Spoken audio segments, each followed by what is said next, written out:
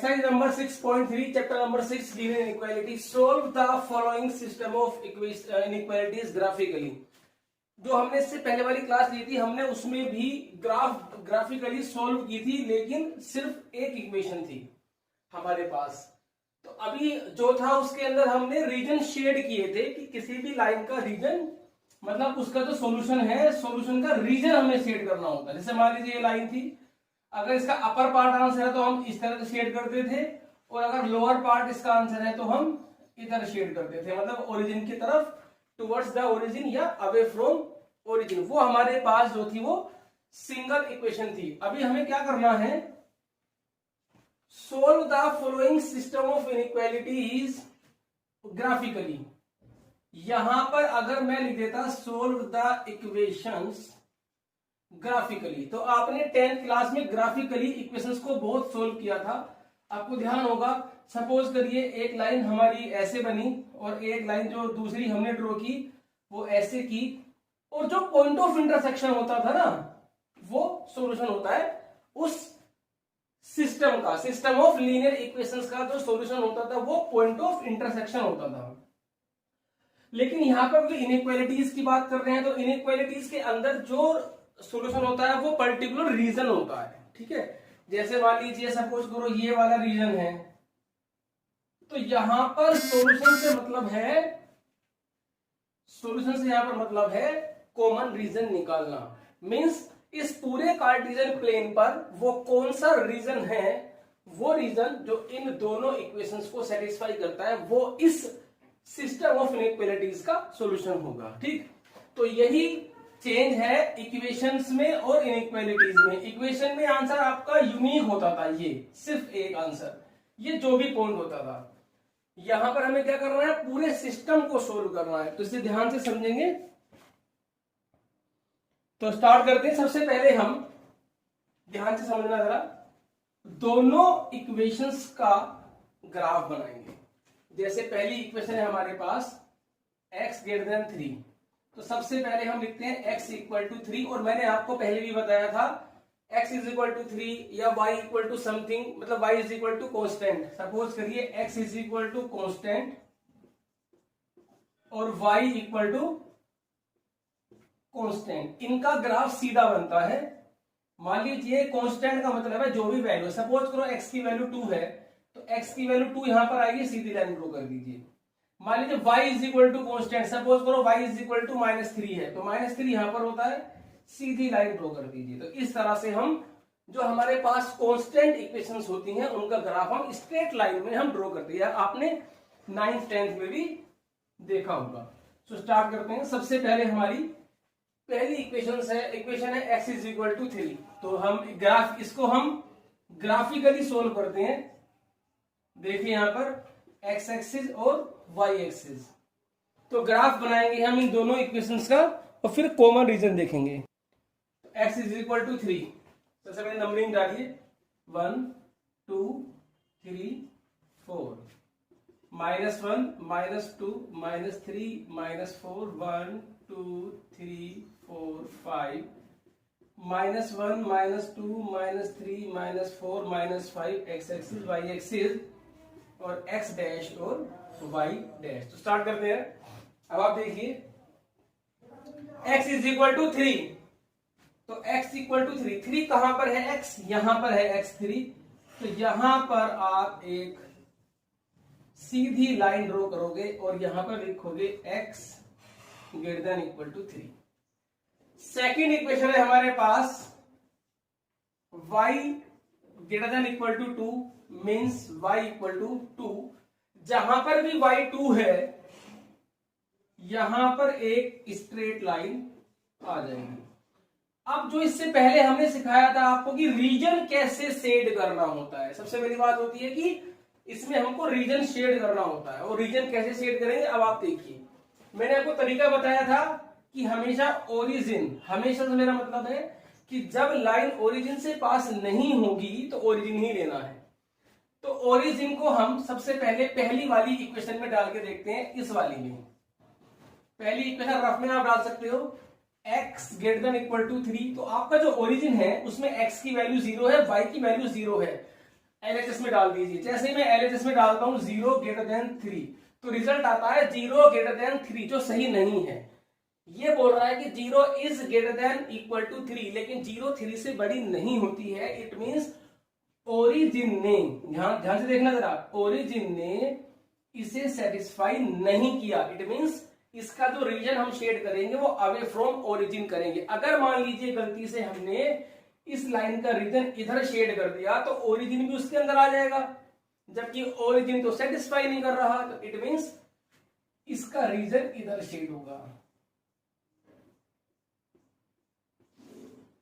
ऐसे ही अब जो हमारी y की वैल्यू 2 है, अब हम y > 2, इसमें भी जब हम ओरिजिन पुट करेंगे तो 0 > 2, तो 0 2 से बड़ी नहीं होती है, तो ओरिजिन ने इसको भी सेटिस्फाई नहीं किया, इस इक्वेशन को भी ओरिजिन ने सेटिस्फाई नहीं किया। इट मींस इसका रीजन जो है हमारे पास इधर शेड होगा।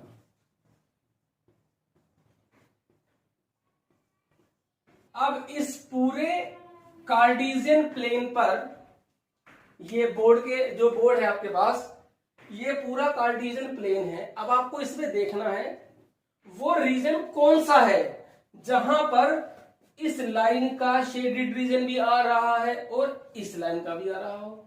देखते हैं।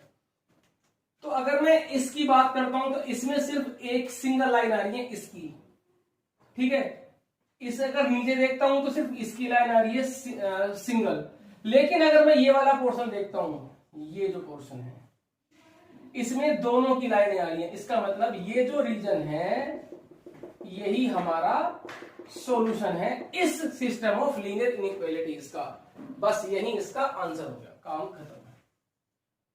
ये आपका आंसर है। ग्राफिकली सोल्व करना है। ग्राफिकली सोल्व करने का मतलब इनइक्वालिटीज में होता है कि कॉमन रीजन कौन सा है। कॉमन रीजन वो जो इन दोनों इक्वेशन को सेटिस्फाई करता हो। देखिए हमें निकालना है सॉल्यूशन। सॉल्यूशन का मतलब क्या होता है, एक ऐसी एक्स और वाई की वैल्यू जो इसको भी सेटिस्फाई करती हो, इसको भी सेटिस्फाई करती हो। चलो देखते हैं। अब आप रैंडमली थोड़ा सा और बढ़ा देते हैं इसको। देखो मैं आपको बताता हूं ये सॉल्यूशन क्यों है। अब आप देखिए इस रीजन में, यहां देखो ये इतना लाइन ऊपर तक जाएगी और ये लाइन आगे तक जाएगी। इसका मतलब ये जो पूरा रीजन है, ये पूरा जो रीजन है वो इसका सॉल्यूशन है। अब आप कोई भी पॉइंट उठा लो, कोई भी पॉइंट। मान लीजिए मैंने रैंडमली एक पॉइंट उठा लिया, ये मैंने ऐसे रैंडमली कोई पॉइंट उठा लिया जिसमें x की वैल्यू मैंने 5 ली है और y की वैल्यू मैंने 5 ली है। तो x की वैल्यू मैंने क्या ली है 5 और y की वैल्यू मैंने क्या ली है 5। अब आप देखिए x = 5 इसको सेटिस्फाई कर रहा है। क्यों? ये क्या कहता है कि x की वैल्यू या तो 3 के बराबर हो या 3 से बड़ी हो, तो 5 जो है वो 3 से बड़ा है, बड़ा नंबर है। इट मींस x = 5 इस इनइक्वालिटी का सॉल्यूशन है। इसका मतलब है 3 से बड़े सारे नंबर और 3 भी, तो 5 तो 3 से बड़ा होता है, तो ये भी इसका आंसर आ गया। अब y = 5 इसको भी सेटिस्फाई कर रहा है। देख लीजिए आप, y > 2 मतलब 2 से बड़ा होना चाहिए या 2 के इक्वल होना चाहिए। 5 तो 2 से बड़ा है, तो ये भी इसका सॉल्यूशन है। अब मैंने एक पॉइंट यहां से उठाया, देखो ये उठाया, ये। अब यहां पर देखिए आप, इस रीजन में ना तो इसकी लाइन आ रही है ना इसकी आ रही है। इसका मतलब 100% यहां से मैं जो भी पॉइंट उठाऊंगा ना वो दोनों में से किसी को भी सेटिस्फाई नहीं करेगा। अब आप देखिए x की वैल्यू -2 ली मैंने और y की वैल्यू ली मैंने 1। देखो x = -2 ना तो इसे सेटिस्फाई कर रहा है और y = 1 ना इसे सेटिस्फाई कर रहा है। अब आप देख लीजिए, मैंने एक रैंडमली पॉइंट उठाया, एक यहां से उठाया मैंने पॉइंट, तो ये पॉइंट उठा लिया। ये है x की वैल्यू 5 और y की वैल्यू 3। अब आप बताइए कि इस पोर्शन में किसकी सेटेड लाइनें आ रही हैं? सिर्फ इसकी आ रही है। ध्यान से देखा ना, इस रीजन में सिर्फ सिंगल लाइन आ रही है।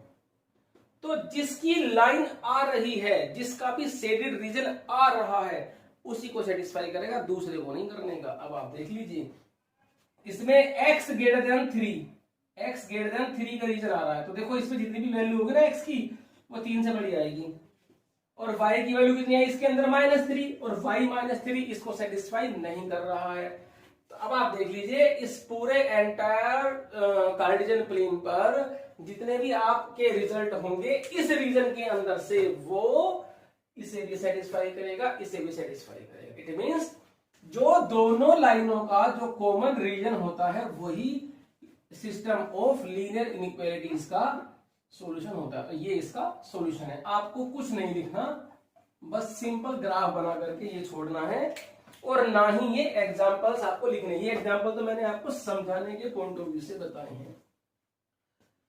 तो इस तरह से हमें कभी 2 इक्वेशन दी जाएगी, कभी 3, कभी 4, कितनी भी इक्वेशंस आपको दी जाएंगी। सबसे पहले क्या काम करना है आपको, बारी बारी से जितनी भी इक्वेशंस हमें गिवन है सबका हम ग्राफ बनाएंगे। ग्राफ बनाने के बाद एक एक लाइन को हम लेंगे, उसको ओरिजिन से सेटिस्फाई कराएंगे या किसी भी नंबर से सेटिस्फाई कराएंगे, उसके अकॉर्डिंग उसका रीजन शेड करेंगे। सब जब हमारे पास जितनी भी इक्वेशंस हमें दी हुई हैं, जब सबका रीजन शेड हो जाएगा, ठीक है, एक एक करके सबका रीजन हमारा बोर्ड पर शेड हो जाएगा। उसके बाद हमें देखना है कि पूरे कार्टेशियन प्लेन पर वो कौन सा रीजन है जहां पर सभी की लाइनें आ रही हैं।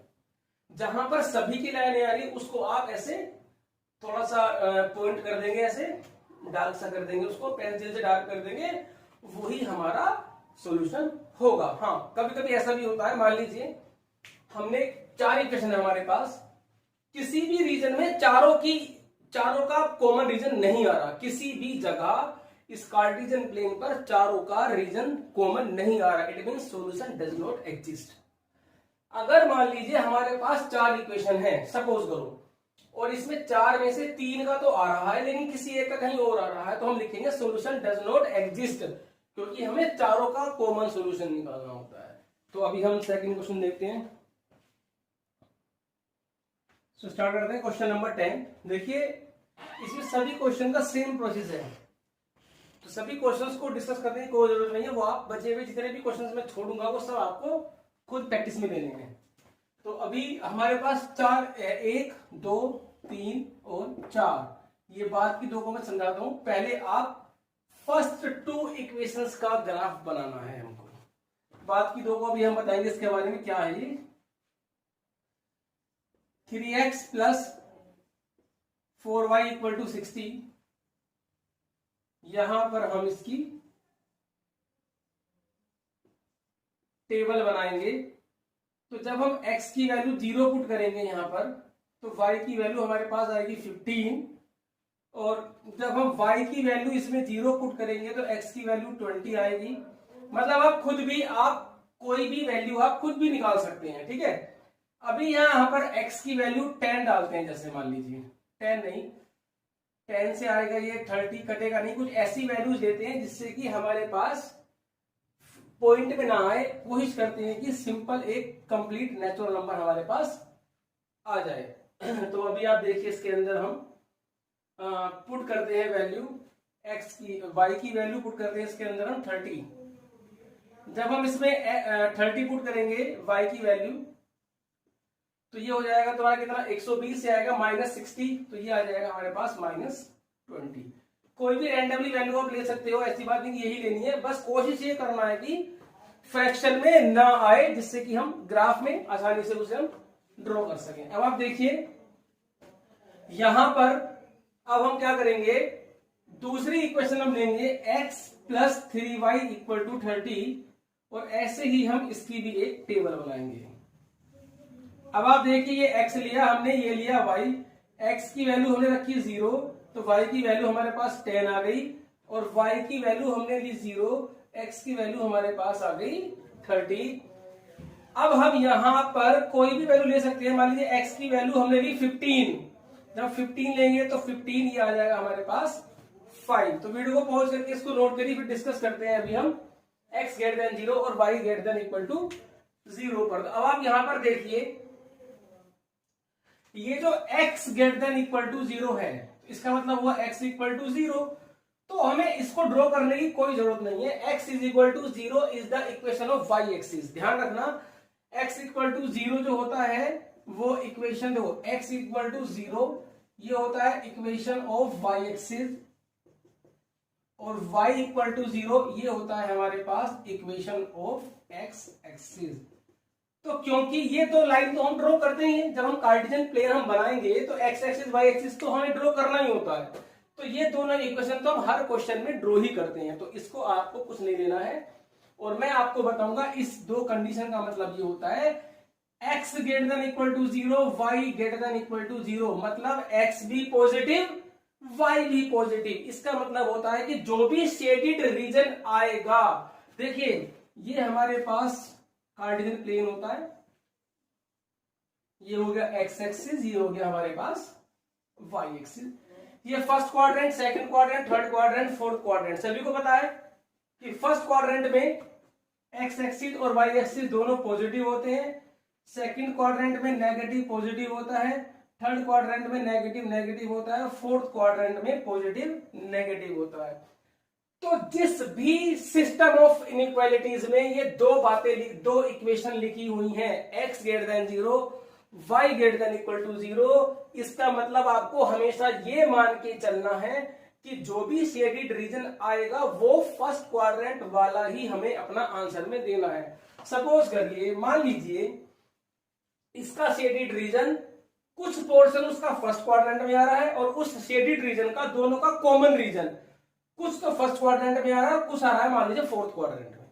लेकिन क्योंकि हमें ये दो कंडीशन दी है तो हम नीचे वाला रीजन नहीं लिखेंगे, सिर्फ ऊपर वाला लिखना है। तो कुल मिलाकर के जब भी क्वेश्चन में x greater than 0, y greater than 0 लिख रहा हो तो आपको रीजन सिर्फ फर्स्ट क्वाड्रेंट का ही डार्क करना है, चाहे भले ही किसी भी क्वाड्रेंट में आ रहा हो वो सब छोड़ देना है, सिर्फ फर्स्ट क्वाड्रेंट का ही शेड करना है, बस ये मतलब है। हाँ, अगर ये ना लिखा हुआ है तो फिर तो कहीं भी आंसर आओ सब देना होता है। तो अब हम इसका ग्राफ ड्रॉ करते हैं। क्लियर है ये बात? x greater than 0, y greater than 0 ये सिर्फ बताता है कि you have to shade the region only in first quadrant, आपको फर्स्ट क्वाड्रेंट के अंदर रीजन शेड करना है। और x equal to 0 is the equation of y axis, जो कि हमने ड्रॉ कर दी है। y equal to 0 is the equation of x axis, ये भी हमने ड्रॉ कर दी, नोट कर लीजिए आप। अब हम इसका रीजन शेड करते हैं। अब आप देखिए, सबसे पहले क्योंकि नंबर बड़े बड़े दिए हैं 30, 15, तो हम 5 5 का गैप ले लेते हैं। 5, 10, 15, 20, 25, 30, और यहां पर हम ले लेते हैं 5, 10, 15, 20, 25, 30, -5, -10, -50, -20, -25, -30, -5, -10, -50, -20, -25, -30। अब हमें स्केल लिखना होता है। देखिए स्केल भी लिखना है हर क्वेश्चन में, ठीक है। फिलहाल अभी मैं स्केल लिखता हूं। सबसे पहले पहली हम इक्वेशन ड्रॉ करते हैं। 0, 15, x 0, y 15, यहां पर आ गया ये 0, 15, 20, 0, ये आ गया हमारे पास 20, 0। और नेक्स्ट है हमारे पास x is equal to -20 and y equal to 30। ये शायद हमारी वैल्यू गलत आई है, हमने y की वैल्यू पुट की थी 120 -60 -20, x इज इक्वल टू -20 पर y, सॉरी हाँ ठीक है ठीक है y मैं नीचे ले रहा था इसको, y x is equal to -20 पे y 30 यहां आएगा। ये आ गया हमारे पास -20, 30। अब इसको हम मिला देते हैं।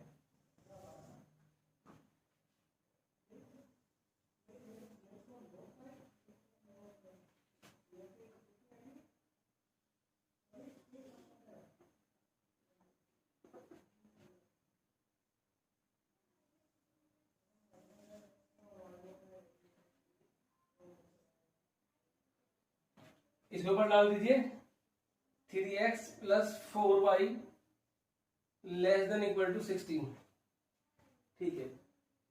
सेकेंड है हमारे पास x + 3y less than equal to 30, ये वाली इक्वेशन ड्रॉ करते हैं। 0 पर 10, 30 पे 0, 25, 30 पे 0 और 15 पे 5, x is equal to 15, x is equal to 15 और y इक्वल टू 5। ये थोड़ा सा आप इसे, जब हम इसको ग्राफ पेपर में बनाएंगे तो एग्जैक्ट पॉइंट आएंगे हमारे पास। थोड़ा सा इसको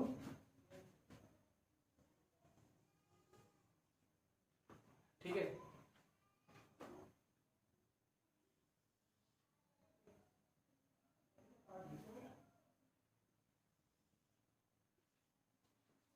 ठीक है, तो ये हमारे पास हुई equation x plus 3y less than equal to 30। अब हम रीजन शेड करेंगे। रीजन हमें आंसर में सिर्फ फर्स्ट क्वाड्रेंट में देना है, ये ध्यान रखना। थोड़ी लाइन तिरछी हो गई है वो क्योंकि प्रॉपर हमारे पास गैप नहीं है, हमने थोड़ा कम ज्यादा ले लिया होगा। जब आप ग्राफ पेपर में बनाएंगे तो ये स्ट्रेट लाइन आएगी सीधी। ठीक है जी, अब हम दोनों इक्वेशन का रीजन शेड करेंगे जैसे हमने इससे पहले वाली एक्सरसाइज नंबर 6.2 में सीखा था। सबसे पहले आइए ये 3x plus 4y less than equal to 60 जी, क्या पुट करेंगे इसके अंदर हम? ओरिजिन। x की वैल्यू 0, y की वैल्यू 0 डालेंगे तो 0 लेस देन 60। ओरिजिन डालने पर LHS जो है वो आई 0, RHS 60 है, तो LHS is less than RHS सही है। तो ओरिजिन ने इस इक्वेशन को सेटिस्फाई कर दिया तो इसका रीजन शेड कर दीजिए ऐसे।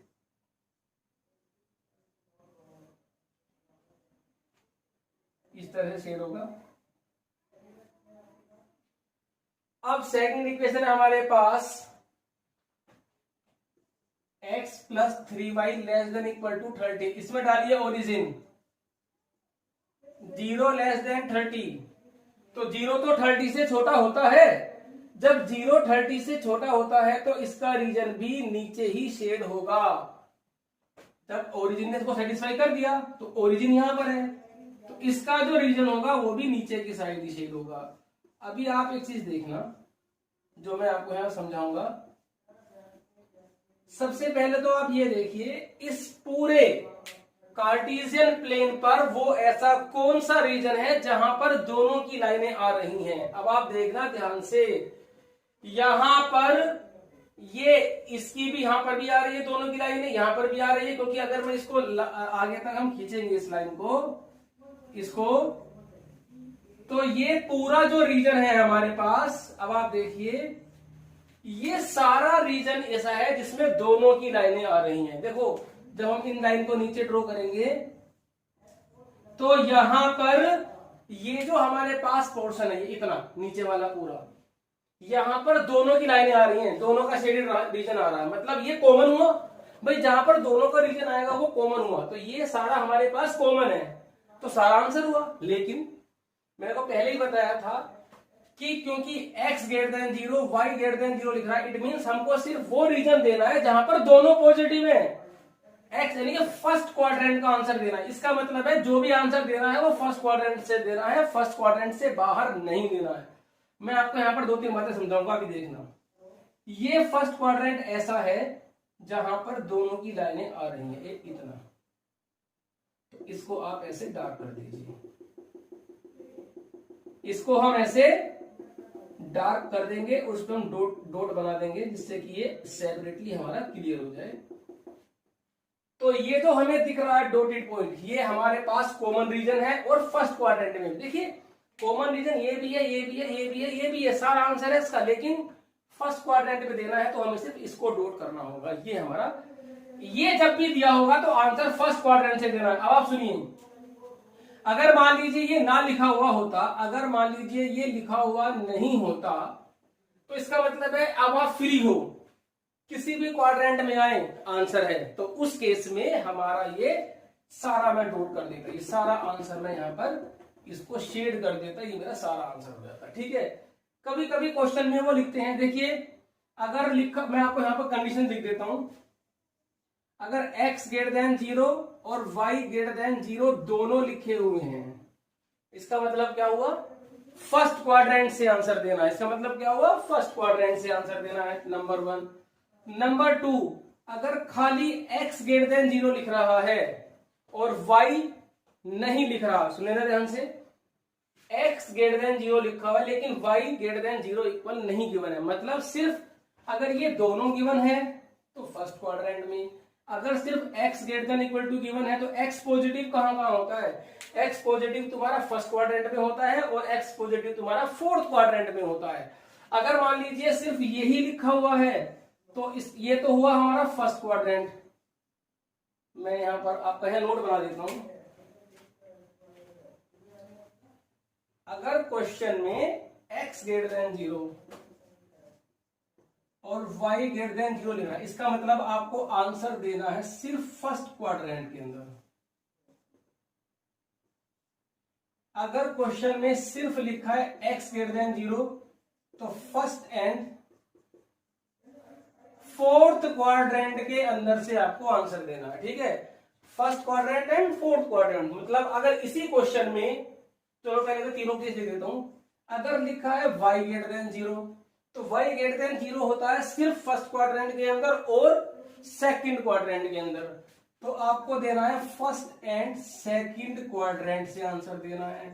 और अगर दोनों में से कुछ भी नहीं लिख रहा है तो तुम्हें फर्स्ट, सेकंड, थर्ड और फोर्थ चारों क्वाड्रेंट में जहां पर भी कॉमन रीजन आ रहा है वो सब आंसर है। तो अब मैं इनको चारों कंडीशंस को लगा के दिखाता हूं इसी क्वेश्चन में, कि एक ही क्वेश्चन में मेरी सारी चीजें क्लियर हो जाएं। चारों कंडीशंस हम इस पे अप्लाई करते हैं। सबसे पहले मान लीजिए, आप ध्यान से देखना, सबसे पहले क्वेश्चन में था x greater than 0 y greater than 0, ये तो क्वेश्चन में गिवन था तो आंसर इसका आ ही गया है, ठीक। अगर मान लीजिए सेकंड ये है तो आपको रीजन कौन सा देना है? फर्स्ट क्वाड्रेंट और फोर्थ क्वाड्रेंट। उस केस में यहां से लेकर के और यहां तक का आंसर, यानी कि ये सारा आंसर हो जाएगा, फिर जितना भी ये सारा पोर्शन इसका आंसर है। अगर क्वेश्चन में ये वाली कंडीशन देखिए, इसका मतलब क्या हुआ? First quadrant and second quadrant. ये फर्स्ट क्वाड्रेंट है, ये सेकंड क्वाड्रेंट है। दोनों क्वाड्रेंट में देख लो कॉमन पोर्शन कौन सा है, ये सारा कॉमन आ रहा है। देखो ये इतना सारा पोर्शन जो है हमारा, ये फिर ये भी आंसर हुआ और ये भी आंसर हुआ, ठीक। कुछ भी नहीं लिख रहा तो फिर ये भी आंसर, ये भी आंसर, ये भी आंसर, ये भी आंसर, सारे में कॉमन आ रहा है। बस इस बात का ध्यान रखना है। दोनों जितनी भी इक्वेशंस हैं उनके ग्राफ ड्रॉ करने हैं, उनका रीजन शेड करना है, कॉमन पोर्शन देखना है, बात खत्म, एक्सरसाइज खत्म। एक दो क्वेश्चन अभी हम और डिस्कस करेंगे, लेकिन जो हमारा ओरिजिनल क्वेश्चन है वो है x greater than 0 y greater than 0। बस तो आपसे नोट करिए, आगे देखते हैं। स्टार्ट करते हैं क्वेश्चन नंबर 14। सबसे पहले आप देखिए x greater than equal to 0 y greater than equal to 0, तो क्लियर है। फर्स्ट क्वाड्रेंट का रीजन देना है, बस रीजन हमें किसका देना है? फर्स्ट क्वाड्रेंट का। स्टार्ट करते हैं, सिंपल है, कोई प्रॉब्लम नहीं है क्वेश्चन में, सभी क्वेश्चन आपके किए हुए हैं। इसकी हम टेबल बनाएंगे। टेबल आप देखिए,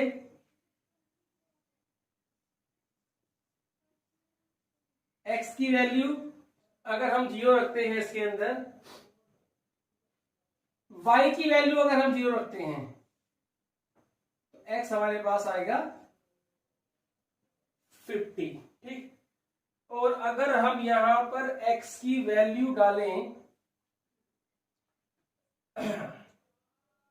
y की वैल्यू इसके अंदर हमने 0 डाली तो x की वैल्यू हमारे पास कितनी आई? 50। इसको सही कर लेना, यहां पर ये 2 है। अब x की वैल्यू हमने रखी 0, y की वैल्यू आई हमारी 75। दो वैल्यूज भी बहुत होती हैं तो 3, अगर आपको मिनिमम 2 तो निकालनी होती है, 2 से हमारा काम चल जाएगा। सेकंड इक्वेशन है हमारे पास, तो आप एक बार x की वैल्यू 0 पुट किया करो, एक बार y की वैल्यू 0 पुट किया करो। x की वैल्यू 0 पुट करेंगे तो 20, y की वैल्यू 0 पुट करेंगे तो आ गया 80। और ये हमारे पास x इज इक्वल टू 15 है, ये हमारे पास कांस्टेंट है, इसकी स्ट्रेट लाइन बन जाएगी। और ये x एक्सिस और ये y एक्सिस हम ड्रॉ करते ही हैं। तो स्टार्ट करते हैं। अब आप देखिए, अच्छा स्केल जरूर लिख दिया करो बच्चों, मैं स्केल नहीं लिखता हूं, लेकिन आप हर क्वेश्चन में स्केल जरूर लिखेंगे। मैं इसका लिख देता हूं स्केल क्या होता है, क्योंकि ध्यान नहीं रहता स्केल लिखना, तो स्केल आप जरूर लिखेंगे यहां पर। फिलहाल ये हम ले लेते हैं यहां से 10 10 का गैप ले लेते हैं। चलो 10, 20, 30, 60, 70, 80, 10, 20, 30, 40, 50, 60, 70 और 80। ठीक, -10,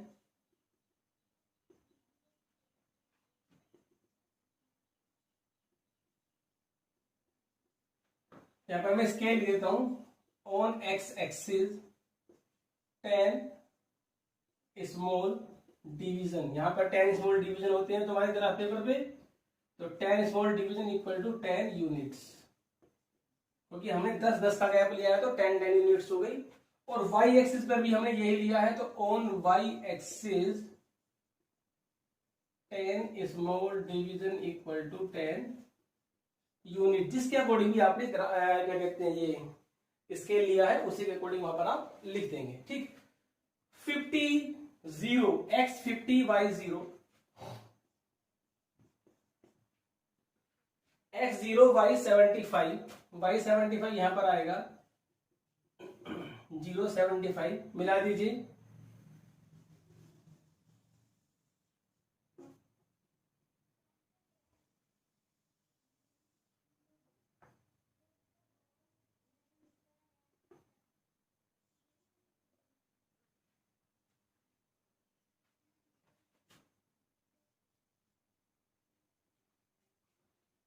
x0 पर y20, x0 y20 देखिए, x0 y20 आपका ये आ गया है, और x80 y0 ये आ गया 80 0, मिला दीजिए।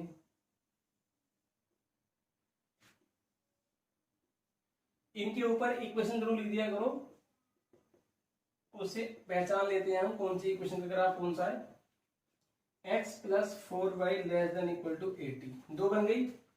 तीसरी है हमारे पास x 15 लेस देन 15, 15 आपका यहां पर आएगा, तो एक सीधी लाइन मिल जाएगी आपको। ये है हमारे पास x लेस देन 15 जी। तीनों 1 2 3 4 5, पांचों का ग्राफ ड्रॉ हो गया है। अब हम पांचों का रीजन शेड करेंगे। तो सबसे पहले यहां पर देखिए, जब मैं अब हम डायरेक्ट कर सकते हैं, लिखने की जरूरत नहीं है। जब हम ओरिजिन पुट करेंगे 0 + 0, तो 0 less then 150, yes 0 less then 150 होती है, तो ओरिजिन ने इसको सेटिस्फाई कर दिया। 0 + 0 ये 0 हो जाएगा, 0 लेस देन 80 ये भी सेटिस्फाई हो गई, 0 ये भी सेटिस्फाई हो गई। तो 1 2 3 तीनों इक्वेशंस को ओरिजिन ने सेटिस्फाई कर दिया है, तो ओरिजिन की तरफ तीनों का रीजन शेड हो जाएगा। सबसे पहले ओरिजिन इधर है, तो ये रीजन शेड हो गया इसका। इसके ओरिजिन इधर है, तो इधर रीजन शेड हो गया इसका।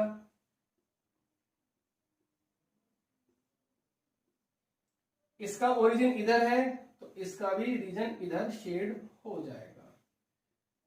अब ये देखिए, इसका मतलब था फर्स्ट क्वाड्रेंट, तो फर्स्ट क्वाड्रेंट में ऐसा कौन सा रीजन है जहां पर इन तीनों की चारों की लाइनें आ रही हैं?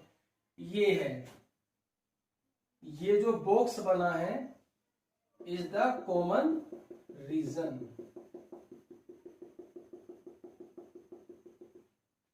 सो वीडियो को पॉज करके से आप नोट करिए। नेक्स्ट क्वेश्चन देखते हैं। लास्ट में आप ये भी लिख सकते हो, जो रीजन है आप उसकी नेमिंग कर दीजिए, इसको O, इसको A, इसको B और इसको C। तो आप लास्ट में ये भी लिख सकते हो O A B C, region O A B C, O A B C is solution of given inequalities. So video को पॉज करके नोट करिए। नेक्स्ट क्वेश्चन देखते हैं, क्वेश्चन नंबर 15। इसके बाद आप सभी क्वेश्चंस इस एक्सरसाइज के सोल्व करेंगे और सभी आपसे इजीली आराम से सोल्व हो जाएंगे। ठीक है, अब आप इसे क्वेश्चन देखते हैं। पहली क्वेश्चन हमारे पास x + 2y = 10।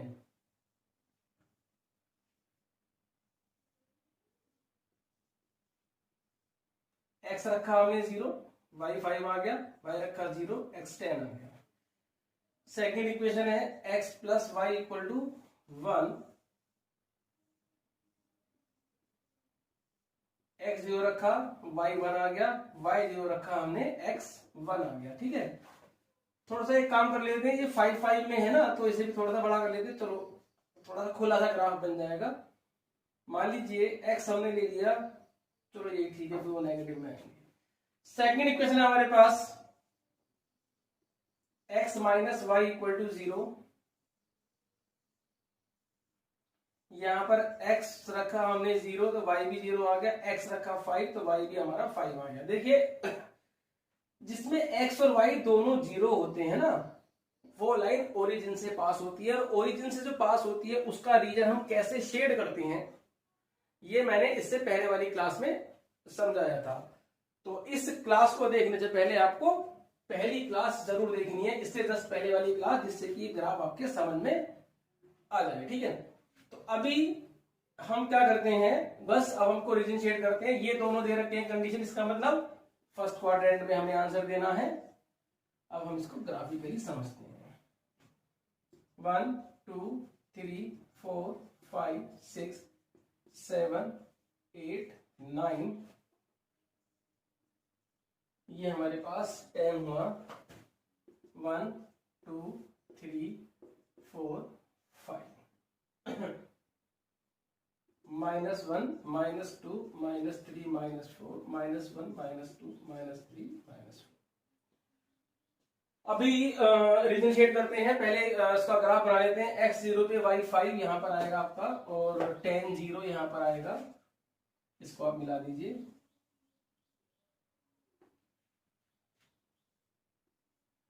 इसके ऊपर लिख दीजिए आप, ये इक्वेशन है x plus 2y less than equal to 10। Next है हमारी x 0 y 1 y 0 x 1, तो ये है हमारी लाइन।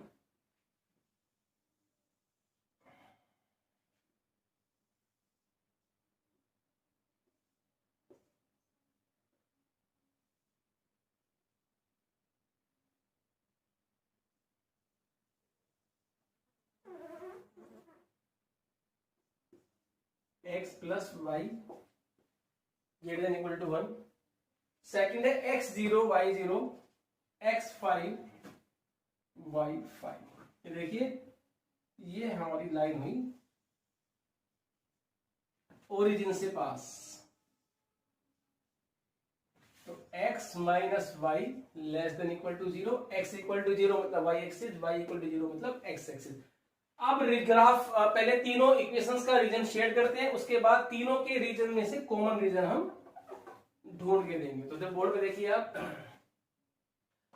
पहले इसमें डालिए origin 0 plus 0 less then 10, 0 less then 10, yes 0 less then 10 होता है, तो ओरिजिन ने इसको सेटिस्फाई कर दिया, तो इसका आप रीजन इधर शेड कर देंगे। ठीक है, अब सेकंड है हमारे पास, इसमें डालिए x 0 प्लस 0, 0 ग्रेटर देन 1 नहीं होता, 0 1 से बड़ा नहीं होता, तो ओरिजिन ने इसे सेटिस्फाई नहीं किया है। तो ये कहां है इक्वेशन, ये है, ये वाली इक्वेशन ने ओरिजिन को सेटिस्फाई नहीं किया है। इट मींस ओरिजिन इधर है, तो उसका ग्राफ उधर ड्रॉ होगा, अपोजिट टू ओरिजिन।